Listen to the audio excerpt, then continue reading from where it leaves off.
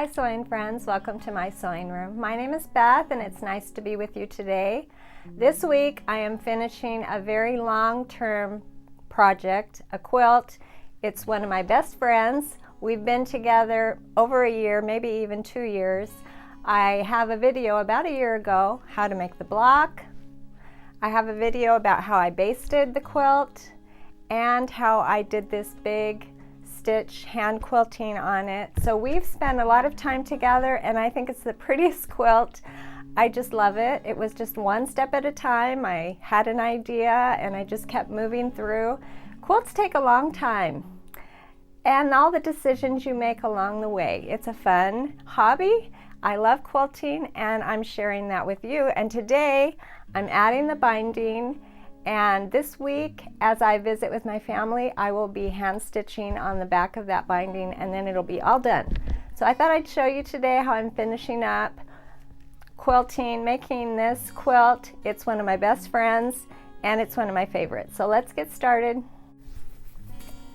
I woke up early today. It's Saturday morning. I got my coffee, and one of my favorite times to work in my sewing room is early in the morning when the house is quiet. And I didn't even get ready for my day. I just started in my pajamas, my robe, and I started getting my strips ready to bind my quilt. 2.5-inch wide strips, enough to go around my quilt. Then I took the ends of the long strips and I put them right sides together. And one tricky part when it's a solid like this is figuring out the right side. So the first stitch, of course, will be easy. But after that, I need to make sure that I'm putting the right sides together so that the seams will all be on the inside.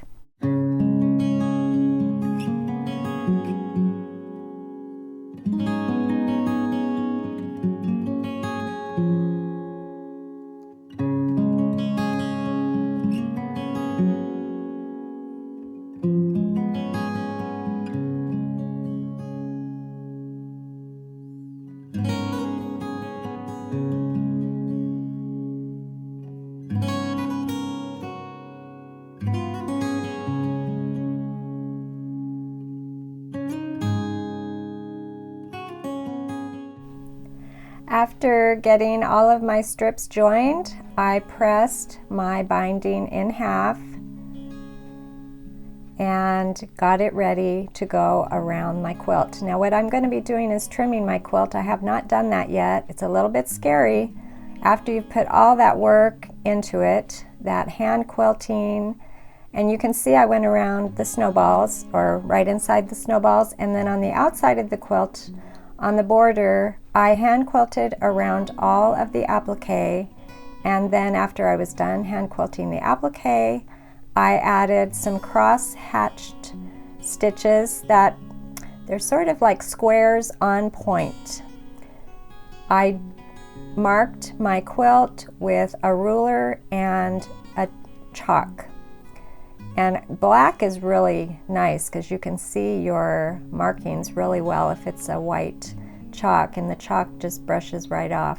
So quilting this was a pleasure and it was my evening chore for a while.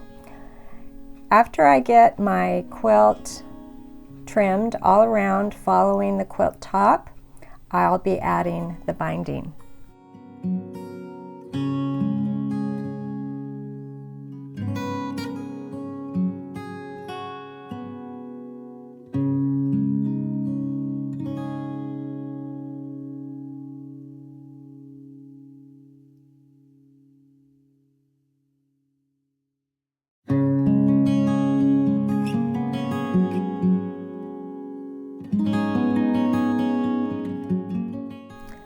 For this quilt, I'm going to attach the binding to the front. A lot of times I have mentioned I'll put the binding on the back and roll it over and top stitch, but this is kind of a special quilt, and special quilts get special treatment. And I will be putting the binding on the front, and then I'll spend some more time with this quilt as I hand stitch the binding onto the back. I'll roll it around. So I'm going to go all the way around. I'm using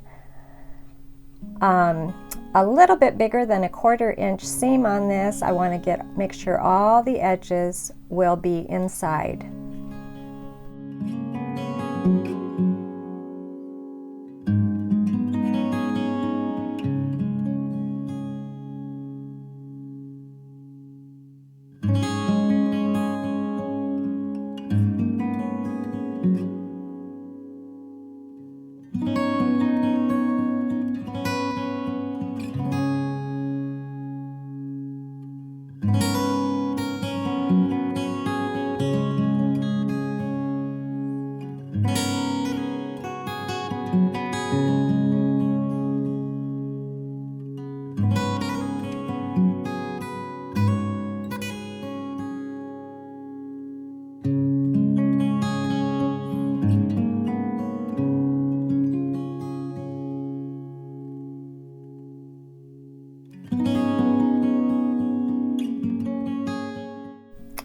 I have other videos about how to add binding, and I think I'll refer you to those in the description box below. After I got it all on, I pinned that binding. I rolled it over to the back and I pinned all the way around.